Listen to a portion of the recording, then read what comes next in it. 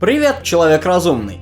Я понимаю, насколько всех задолбал этот коронавирус, самоизоляция и прочее, поэтому не собираюсь вам рассказывать, как с ним бороться и носить маски. Вместо этого сегодня мы отвлечемся на кое-что очень интересное. Данная инфекция буквально прорвала плотину с разнообразными теориями заговора, одна безумней другой. Не будем же тянуть кота за отростки. Все вы наверняка слышали про адренохром, что это как-то связано с коронавирусом, Голливудом, детьми, веществами и почему-то Биллом Гейтсом. Бреда там столько, что хоть целый документальный фильм снимай. Меня зовут Джо Чиз, и сегодня мы будем разбираться с самой отбитой конспирологической теорией за последнее время. Досмотри до конца, узнаешь много интересного.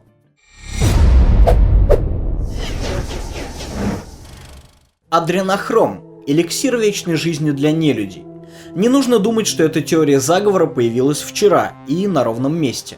Наоборот, она больше похожа на неадекватные бусы, которые годами нанизывал на леску кто-то безумный. Я сделал! Вся правда про тайное мировое правительство теперь собрана в одном месте! Впервые упоминания о страшных мировых элитах, кушающих маленьких детей, скомпилировались в одну теорию в 2017 году, а именно 27 октября, когда на ресурсе 4chan некий пользователь под ником Q наванговал скорый арест Хиллари Клинтон, а после и вовсе начал описывать свою оригинальную версию мироустройства. Движение, сформировавшееся вокруг этого, получило название QAnon. Надо заметить, что это не парочка безумцев, борющихся с ветряными мельницами, а весьма внушительное количество людей, мыслящих категориями мирового заговора. А Хиллари-то, кстати, арестовали в итоге? Нет. Сейчас я буду рассказывать вам, как же устроен мир по версии этой теории, но поскольку YouTube блочит ролики за некоторые слова, на помощь мне придут Милонов и специальный звуковой сигнал. Спасибо вам, Виталий Валентинович Милонов, за сохранность наших скреп. По версии QAnon наш мир погряз в разврате и пошлости. Нет, это надо читать не так. По версии QAnon наш мир погряз в разврате и пошлости. Наверху пирамиды мировых элит стоят люди, являющиеся педофилами-сатанистами. Политики, продюсеры, писатели, члены королевских семей, режиссеры и многие другие. Все они тайно управляют миром, но при этом зависимы от некого котика, называемого адренохром. Это вещество можно добыть только одним, поистине варварским способом – замучить человеческое дитя, доведя его до состояния жуткого страха, после которого не выживают. Для этих целей у коварных мировых элит есть специальный остров, куда и свозят детей, которых только в одном США за год пропадает больше 640 тысяч. Но нашелся герой, решивший перевернуть с ног на голову коварный мировой порядок, и имя ему – Дональд Трамп. Как же это связано с карантином? Причем тут Трамп? Какой остров? Какие дети? Почему президент решил бороться с тайным правительством под конец срока? Каким боком тут Китай? Почему я задаю так много вопросов? Под прикрытием карантина, якобы от нового коронавируса, президент Соединенных Штатов развернул беспрецедентную борьбу с сектой злобных педофилов-наркоманов. Эта операция получила кодовое название «Шторм». В Китае был синтезирован искусственный адренохром, заражающий всех, кто его принимает, чтобы таким образом вычислить бесчеловечных извергов. Многие голливудские звезды, такие как Мадонна, Тарантино, Том Хэнкс, политики, Клинтоны, Барак Обама, Буш, вся верхушка Ватикана, многие мировые лидеры попались на эту удочку, так как уже не могут выжить без адренохрома, ведь он продлевает их жизнь и молодость, а его отсутствие вызывает сильнейший синдром отмены. Теперь их ждет неминуемое разоблачение и наказание. Всего вынесено более 500 тысяч обвинительных приговоров. Всех их сдал Харви Вайнштейн в обмен на сокращение срока заключения. Подождите. Сейчас я прополоскаю рот с мылом, и мы продолжим. Таковы основные тезисы данной теории заговора. Что ж, давайте их разбирать по порядку. Во-первых, как ни странно, такое вещество, как адренохром, действительно существует. Но является не неким супершторищем с побочкой в виде вечной молодости, а продуктом окисления адреналина. А адреналин, как и многие прочие гормоны, вырабатывается надпочечниками, а не шишковидным телом. Сюрприз, опять конспирологи, условно говоря, голову с задницей перепутали. Более того, адренохром можно просто взять и купить. Да, он есть в свободной продаже, стоит от $50 на сайтах практически любой фармацевтической компании. Но мы же с вами знаем, что между возможностью купить, что тебе нужно за $50, и необходимостью выстраивать тайную надмировую организацию, покупать целый остров и регулярно похищать карапузов, некая голливудская звезда явно выберет именно второе. Логика. Но $50 – это $50. А почему ж тогда адренохром? В 1971 году вышел роман американского писателя Хантера Томпсона, называвшийся «Страх и отвращение в Лас-Вегасе. Дикое путешествие в сердце американской мечты». Да-да, вы правильно понимаете, что фильм «Страх и ненависть в Лас-Вегасе» растет именно оттуда. Так вот, эта книга является буквально одой различным психотропным веществам, а адренохром там употребляют некие сатанисты. Вот так совпадение удивительное. Очень забавно. Обычно у конспирологов отлично работает воображение, а тут что-то подкачало. Взяли и сперли идею подчистую. Ладно, все это смешки.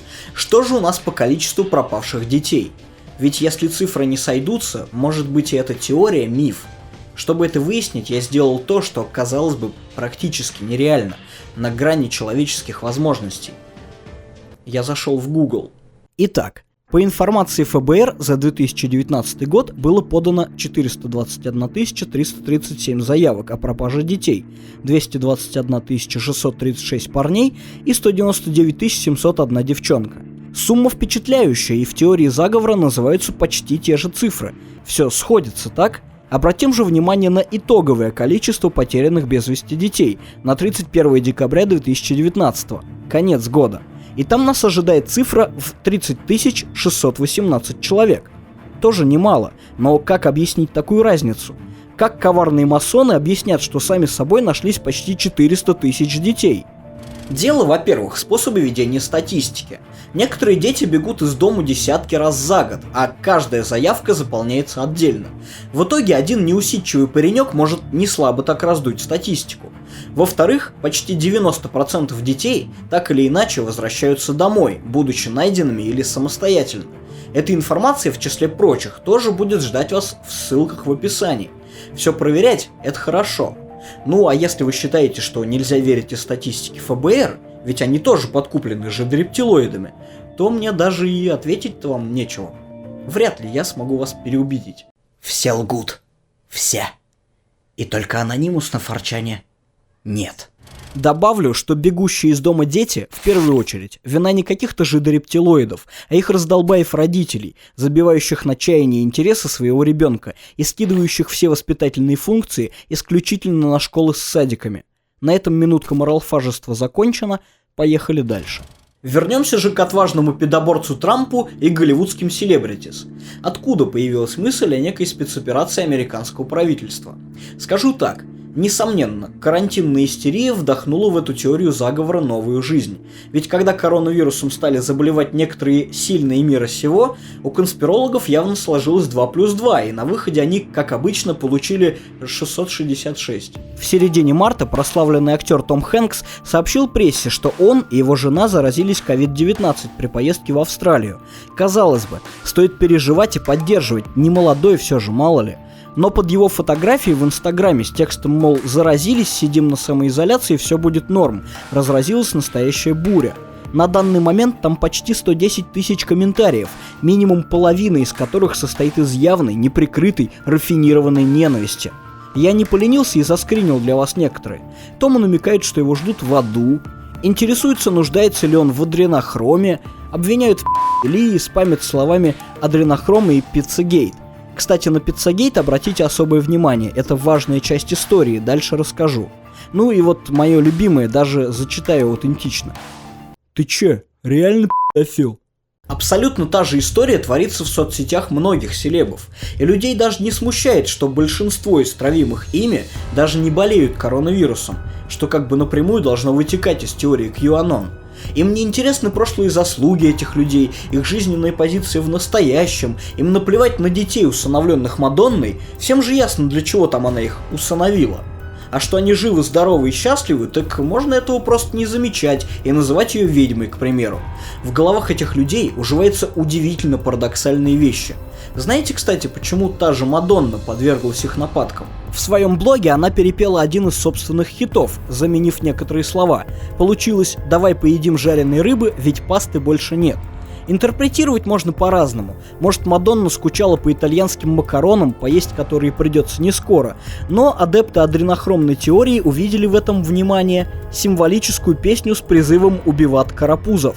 Ведь логично же, что макароны — это маленький мальчик. А вот Том Хэнкс считается у них пи***лом потому, что имеет давнюю привычку постить у себя в инсте потерянные вещи, в том числе и детские. И вот такой уровень претензий у них ко всем жертвам развернувшейся травли. Я не шучу. А знаете, что самое стрёмное? Они тоже не шутят. QAnon имеет все шансы перерасти в серьезное общественно-политическое движение. Обеспокоенность этим выражает даже ФБР. А президент Трамп открыто поддерживает конспирологов, периодически репостит их твиты и даже приглашал одного из них вместе с собой на трибуну речь толкать. Цирк с конями. А еще адепты написали книжку с компиляцией своих идей, которая называется «Приглашение к великому пробуждению». Представляете, есть даже серьезные исследования постов Q на 4чане. А еще у одного из главных идеологов теории, Джордана Саттера, есть канал на Ютубе, на котором 220 тысяч подписчиков. И в Твиттере почти 150. Где мои 200 тысяч подписчиков? Эх, мама, на этой земле выгоднее рождаться конспирологом.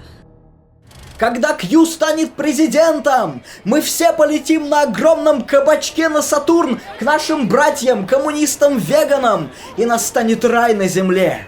Потому что мы солнечные дети Спориевы. За QAnon. Против макарон. Теперь о том, откуда ноги растут у этой теории в Рунете. Есть такой ресурс, называется сплетник.ру. По одному названию уже можно было бы предположить качество их материалов, ну да ладно.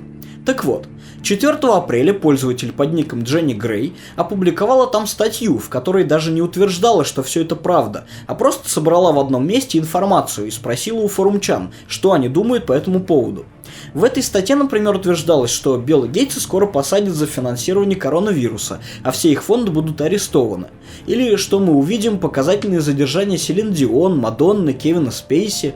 При этом будет утверждаться, что они больны коронавирусом. А еще в скором времени закроются компании NBA, Harley Davidson, Intel, McDonald's и еще множество других. Что ж, пока ничего из этого не произошло. Ох уж это тайное мировое правительство, ничем его не проймешь. Ссылку на сей шедевр тоже оставлю в описании. Обязательно почитайте, я в ролик и 10 части не смог упихнуть. Главное, шапку из фольги надеть, не забывайте, мало ли. Давайте теперь про Билла Гейтса. Этот дядька заслуживает отдельного абзаца. Вообще, Билл для конспирологов является едва ли не главным мировым злом. Чуть что случается, сразу же виноват именно он. Оно и ясно. Личность видная, богатая, влиятельная, ратует за создание вакцин от болезней, а на вакцины у конспирологов всегда аллергия и аутизм. Особую их любовь он заслужил после своего выступления на TED, в котором фанатам заговора почудилось предложение сократить население Земли на 10-15%, хотя сам Билл говорил о сокращении прироста популяции, а уж явно не о ее истреблении. И хотя бывшего главой Microsoft, естественно, сейчас тоже записали в пилы и убивцы, он недвусмысленно намекает нам на то, что, наверное, это не так, выделяя десятки миллионов долларов на борьбу с коронавирусом из своего фонда. К примеру, сейчас компания Inovio разрабатывает вакцину на их деньги. Представляете? Человек уже 20 лет борется по всему миру с нищетой, голодом и разрухой на личные средства, а ему желают смерти и обзывают последними словами. О дивный человеческий мир!